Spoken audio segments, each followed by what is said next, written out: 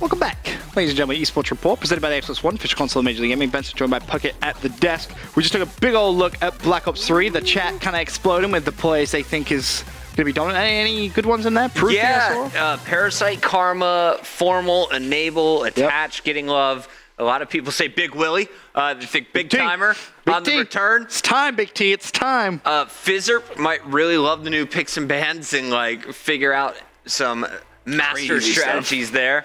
And then I saw a lot of Proofy, JCap, like the old Envy players, the old ARs, Goonjar also thrown into that mix. A lot of people think will make a good return to this new game. I'm excited. Which one of those players is going to do well? Of course, Advanced Warfare, though, not over. We still have a big chunk of Season 3.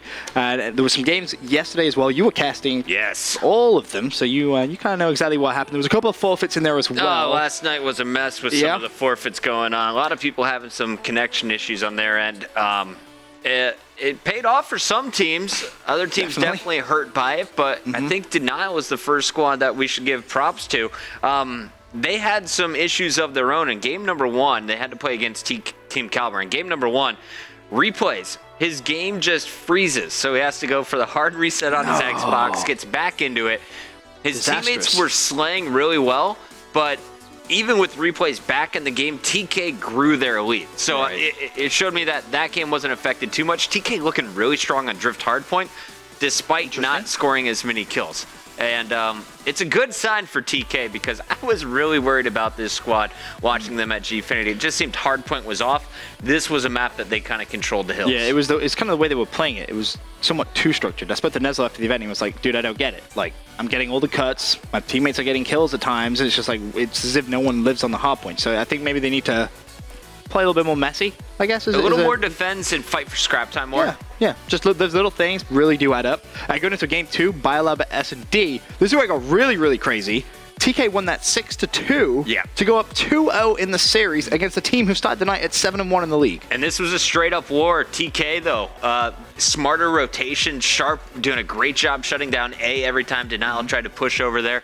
It just seemed like a team effort, and TK's communication was on point. So I was really surprised. You look at Denial, we talk about how strong they are slaying, and really their surge game, just always impeccable. Replays, top 5 KD overall at Gfinity during his S&D games.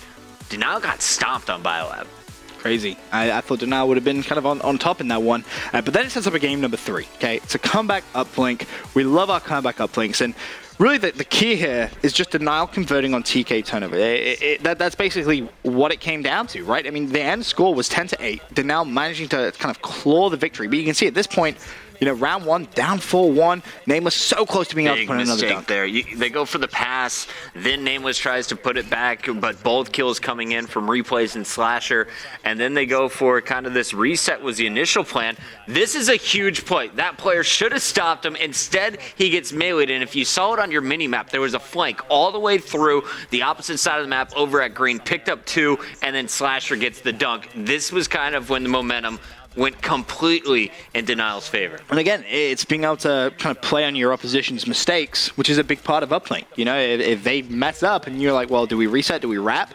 I mean, there it was kind of interesting because it wasn't really like an overextend green. They actually pushed all the way through glass and managed to slay out. You see, again, another fail from Team Caliber. This time, that drone is like, yo, peace out. I'm heading over towards green. Unfortunately, though, they do reset it that time. Yeah, nice job by Temp to just be aware, go over, and get control.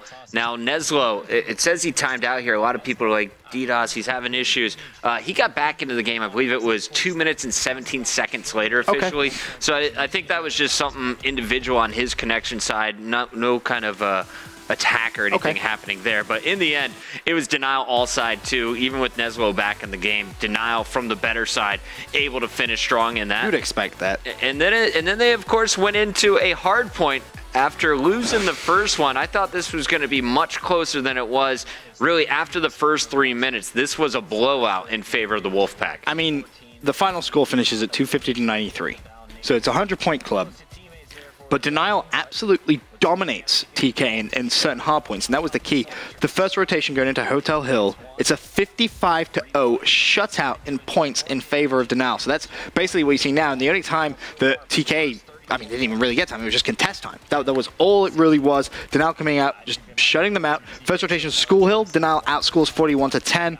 And when you already have that much of a lead off the first kind of rotation of hills of that first half, it's so hard to come back on. It really is. And kind of Denal hands TK membership cost the 100-point club. Yeah, I mean, you just saw the kill feed up to this point was all red. A few blips of like blue in there, but dominant slaying. And after this minute, I was like, okay, TK just gave up 46 points in the first half, really. Then if you look at the end total, 93. They don't even get to the 100-point mark. You look at the kills, Sharp really struggling throughout this game. 9 and 18 was the player just blown off the map. And it's kind of weird because he's in the same team house as Theory and Nameless. Nesla was the only one not at the team house last night, so they're all playing basically same connection. This was Denial just being angry and taking out their frustrations on TK. I mean, making sure that the team house internet is set up the proper way is a huge, huge factor. I think people kind of think, oh, you know, you're in a team house, it's fine, you'll have the same internet. From personal experience in the Curse House, the way you set that thing up is very, very crucial. You need to you need to make sure that you're streaming. Like if you have your internet going to PC and Xbox, you want to make sure that that's handled very carefully. If you have everything kind of from one modem or one router, you could potentially screw yourself massively. It's a really big thing, and I told the guys at TK as well when moving into the house, I was like, hey, make sure your networking is on point because it really is a key part. The whole point of being in a team house is to give you an advantage. Well, despite the team house, this is their second straight loss, their second match point blown. So it went from here into a game number 5 search and destroy. Shout out to Benson, by the way, talking about networking. He's the one who came over and set up my stream because I don't know what a computer is or how it works.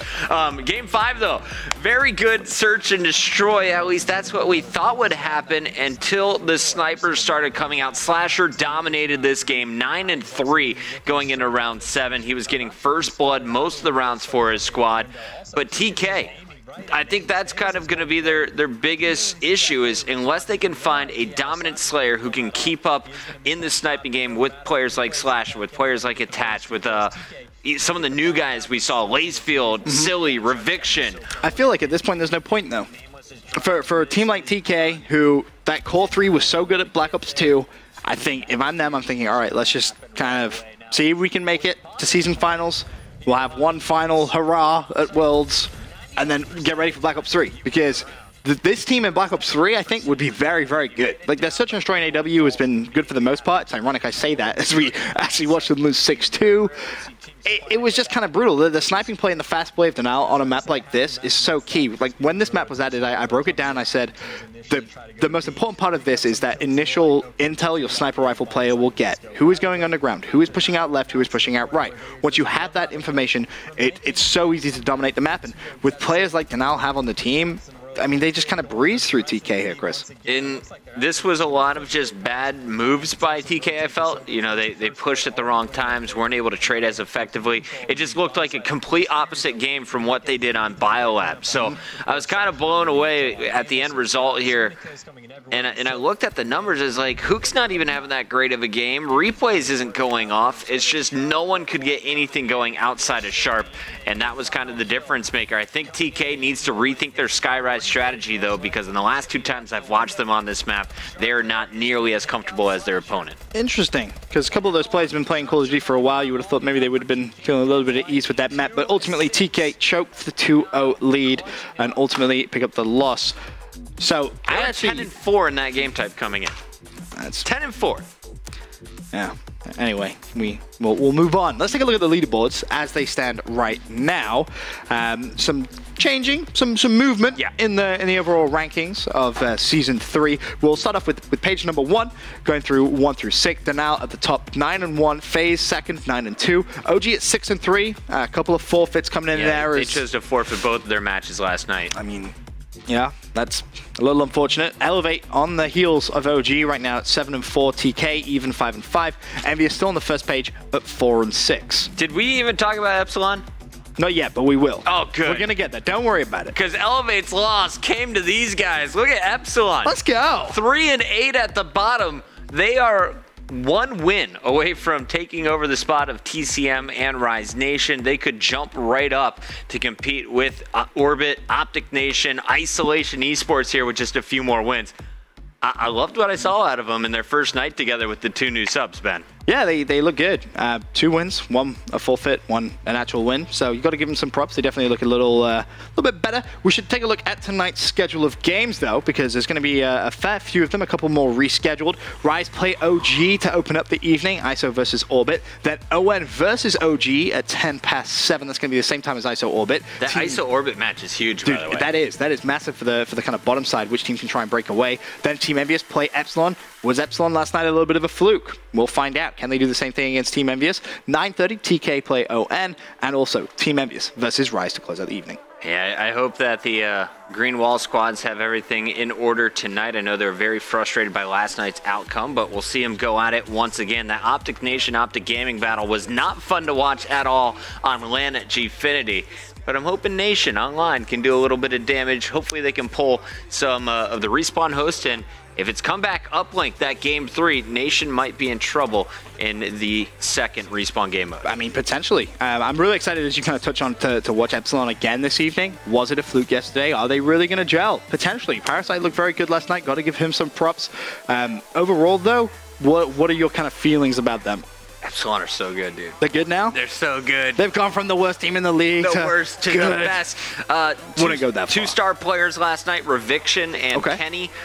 Kenny, of course, on Epsilon playing alongside Parasite, brought in as a filler. It was Quavo Kenny. I really didn't know much about this guy. I've heard people talking about him, actually, you know, talking about pickup S&Ds and who they're playing in tournaments. I see his name a little bit on Twitter. But Chance has been casting this guy in all of the 1Ks that we do on Fridays, and he said that Kenny is always dominant with the bow, always dropping 40-plus numbers kind of against the amateur circuit. Great to see him in his first night playing alongside the guys on Epsilon. Well, excited to see how they're going to play tonight. For another quick commercial break, when we return, we're going to be teaching you all things Vulcan for the evening. Woo!